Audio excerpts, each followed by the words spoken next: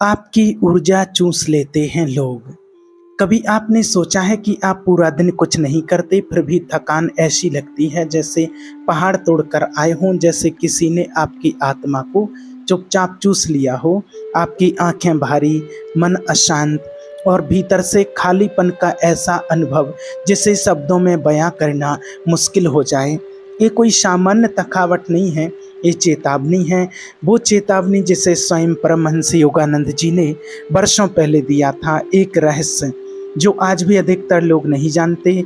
उन्होंने कहा था, ध्यान दो, कुछ लोग आपकी ऊर्जा को ऐसे चुरा लेते हैं जैसे चोर अंधेरे में घर लूटता है, बिना आहट, बिना आवाज। क्या आप जानते हो, कुछ लोग सिर्फ आपके आसपास रहकर आपकी जीवन शक्ति को सोख लेते हैं। हाँ, ये वही लोग होते हैं जो मीठी बात करते हैं, मुस्कुराते हैं, लेकिन जब वे जाते हैं आपको ऐसे लगता है जैसे आपने कुछ कीमती खो दिया हो। परमहंस योगानंद जी इसे सुब्रह्मण्य ऊर्जा का हरण कहते थे। वो ऊर्जा जो आपके तेज, आपकी सोच, आपकी प्रेरणा और यहाँ तक कि आपके ध्यान की गहराई को भी नियंत्रित करती है। और खतरनाक बात यह है कि ये सब कुछ इतने सूक्ष्म स्तर पर होता है कि हमें पता ही नहीं चलता है कि किस पल हमारी ऊर्जा फिसल गई और कब हमने अपने भीतर के अमृत को खो दिया। एक साधक ने योगानंद जी से पूछा था, गुरुदेव, मैंने तो कोई गलत काम नहीं किया, फिर मेरी साधना में गिरावट क्यों आ रही है? योगानंद जी ने उनकी आंखों में गहराई से देखा और कहा, तुमने कुछ नहीं किया, लेकिन जिनसे तुम घिरे हो उन्होंने बहुत कुछ किया है। तुम्हारी ऊर्जा को धीरे धीरे सोख लिया है। आपके जीवन में भी कुछ लोग होंगे, शायद दोस्त, रिश्तेदार या सहकर्मी, जो आपसे बार बार बात करते हैं, आपकी तारीफ करते हैं, आपकी समस्याएं सुनते हैं या अपनी दुख भरी कहानियां सुनाते हैं। लेकिन हर बातचीत के बाद आपको ऐसा क्यों लगता है कि कुछ अंदर से टूट रहा है? यही है वह सूक्ष्म चोरी, वह सूफियाना लूट जिसे आधुनिक विज्ञान नहीं समझता पर यौगिक परंपरा सदियों से जानती है। परमहंस योगानंद जी कहते हैं कि हर व्यक्ति के चारों ओर एक ऊर्जा का क्षेत्र होता है, एक सूक्ष्म आभा मंडल जो न केवल हमारी भावनाओं को दर्शाता है बल्कि हमारी शक्ति, हमारी चेतना और हमारी आध्यात्मिक अवस्था का भी प्रतिनिधित्व करता है। जब कोई व्यक्ति बार बार हमारे साथ नेगेटिव बातचीत करता है, शिकायत करता है या सिर्फ अपना दुख हम पर थोपता है, तो वो हमारे आभा मंडल में सेंध लगा देता है और एक बार ये सेंध लग जाए तो ऊर्जा बहने लगती है, धीरे धीरे, लगातार और पूरी तरह से, अचेतन रूप से। और यही कारण है कि आप दिन भर में कुछ नहीं करते हुए भी थकावट से टूट जाते हैं। यही वजह है कि ध्यान में बैठते हैं तो मन चंचल हो जाता है और गहराई में उतरना असंभव लगता है। परम सत्य तो ये है कि हमारी ऊर्जा सिर्फ हमारे कर्मों से नहीं, हमारे संपर्कों से भी निर्धारित होती है। जिन लोगों से हम बार बार मिलते हैं, जिनकी बातों को हम सुनते हैं, जिनकी भावनाओं को हम अपने भीतर जगह देते हैं, वे सब हमारी ऊर्जा के स्तर को बढ़ा भी सकते हैं और लूट भी सकते हैं। और सबसे खतरनाक बात यह है कि कई बार ये लोग आपको खुद का शुभचिंतक भी बताते हैं। अब वे आपकी मदद करना चाहते हैं, आपको सपोर्ट करते हैं, लेकिन अनजाने में वे ही आपकी ऊर्जा के सबसे बड़े दुश्मन बन जाते हैं, क्योंकि उन्होंने अपने भीतर की पीड़ा, गुंठा और नकारात्मकता को नियंत्रण में नहीं रखा होता और अब वे उस पीड़ा को आप में ट्रांसफ़र कर रहे होते हैं। योगानंद जी की चेतावनी बिल्कुल स्पष्ट थी, जो अपने मन पर नियंत्रण नहीं रखता वह अपने आसपास के लोगों की ऊर्जा को भी अस्त व्यस्त कर देता है। और इसलिए ध्यान की पहली शर्त है संगति का चयन। आप किसके साथ ज़्यादा समय बिताते हैं, किसकी बातों को गंभीरता से लेते हैं, किसकी भावनाओं में बह जाते हैं, ये सब बातें आपकी साधना के स्तर को तय करती हैं। एक समय की बात है, योगानंद जी किसी आश्रम में थे जहां एक नवयुवक बहुत ध्यान करता था।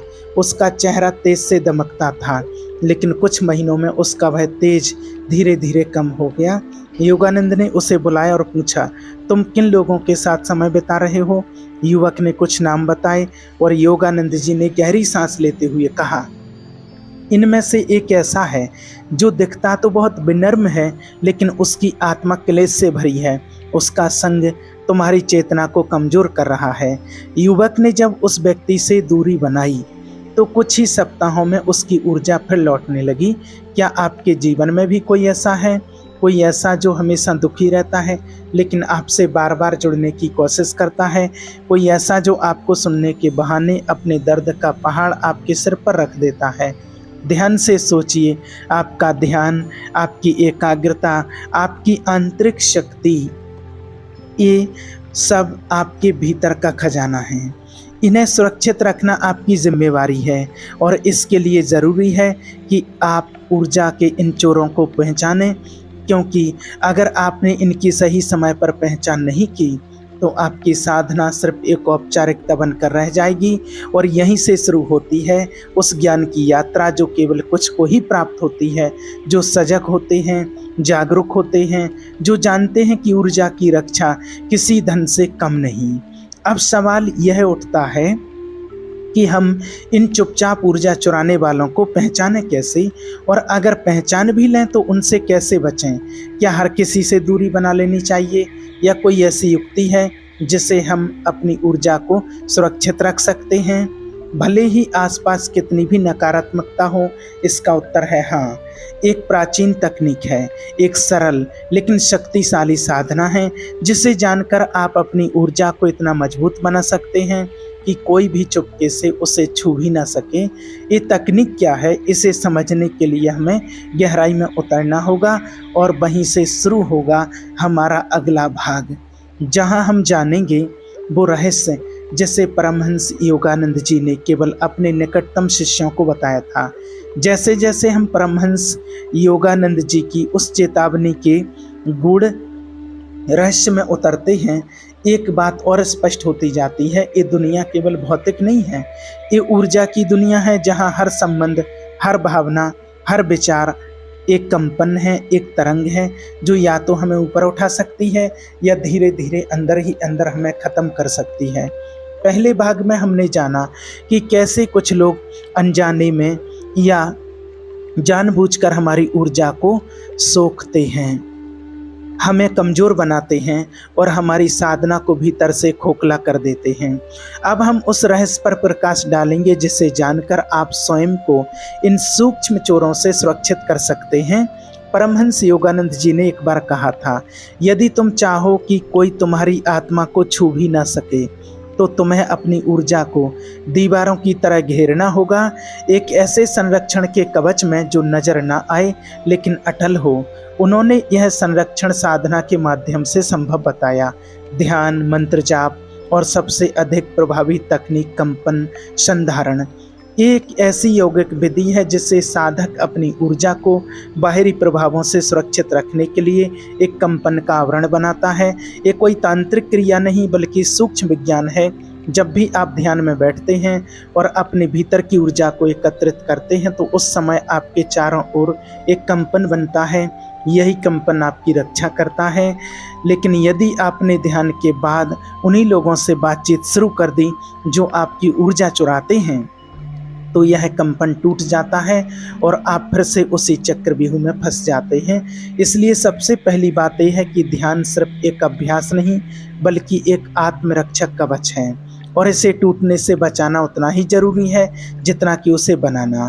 परमहंस योगानंद अपने शिष्यों को हमेशा कहते थे, ध्यान के बाद मौन रहो और जब बोलो तो हर शब्द में शक्ति भरो, क्योंकि आपकी वाणी ही आपकी ऊर्जा का पहला द्वार होती है।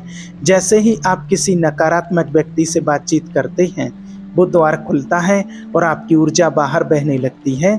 तो क्या हर बार हमें चुप रहना होगा?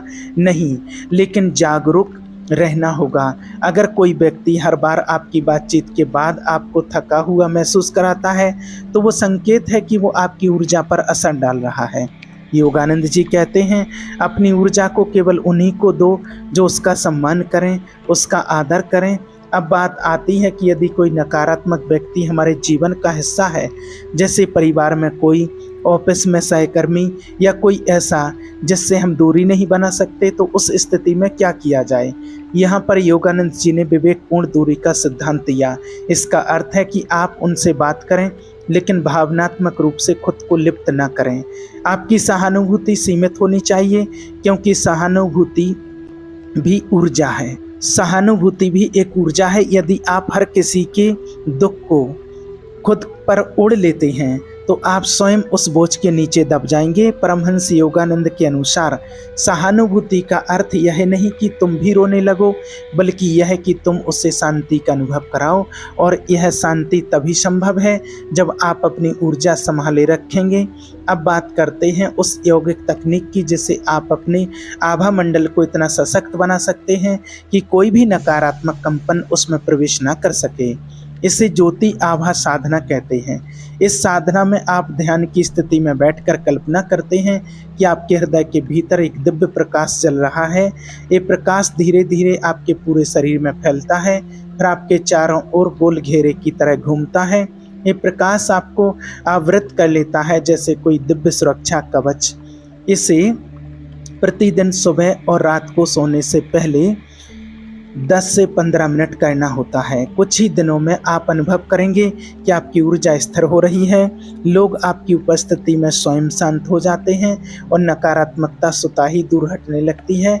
और ये केवल मानसिक कल्पना नहीं है, विज्ञान भी मानता है कि जब आप ध्यान के दौरान किसी भावना या छवि पर एकाग्र होते हैं तो आपका मस्तक उसी प्रकार की तरंगें उत्पन्न करने लगता है।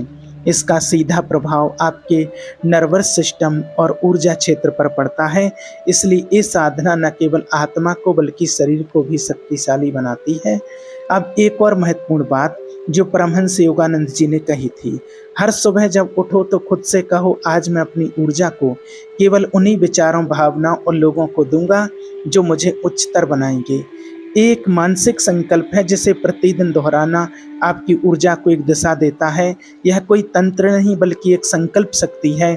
जो व्यक्ति दिन की शुरुआत इस प्रकार करता है उसकी ऊर्जा स्वतः ही सजग हो जाती है और उसे नकारात्मकता से बचाती है। लेकिन यदि आप पहले ही बहुत थके हुए हैं, टूटे हुए हैं और आपकी ऊर्जा लगभग समाप्त हो चुकी है, तो क्या फिर भी आप इस साधना से वापस उठ सकते हैं? हाँ, बिल्कुल। परमहंस योगानंद जी ने कहा था, कोई भी इतना गिरा नहीं होता कि उठ ना सके। यदि तुम्हारे भीतर उठने की इच्छा है तो ब्रह्मांड की सारी शक्तियाँ तुम्हें उठाने के लिए तत्पर हैं। आपका पहला कदम होना चाहिए मौन साधना। कुछ दिनों तक बहुत कम बोलें, केवल आवश्यक बातें करें। मोबाइल, सोशल मीडिया, अनावश्यक संवाद से खुद को दूर रखें।